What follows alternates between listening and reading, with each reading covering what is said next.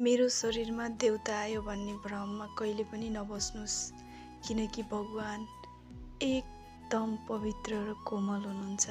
हर कसैको शरीरमा जानुहुन्न।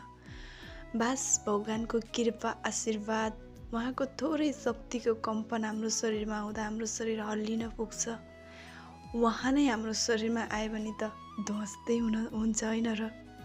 त्यही भएर भगवानको शक्ति मात्र हाम्रो शरीरमा आउने हो, बाँकी भगवान आउनुहुन्न, किनकि हामी सबै भगवानको सन्तान हो।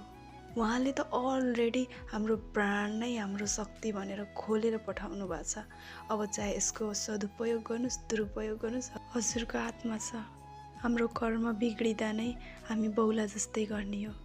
जहिलेसम्म हाम्रो खराब कर्म छ तहिलेसम्म हामी बौला जस्तै नै गर्ने हो। जुन दिन हाम्रो खराब कर्मको अन्तिम दिन आउँछ त्यो दिन हाम्रो शरीर ठक्क रोकिने हो, किनकि दैवी शक्तिको नियम हो। जसले जो कर्म गर्छ उसले त्यही फल पाउँछ, यो लेखा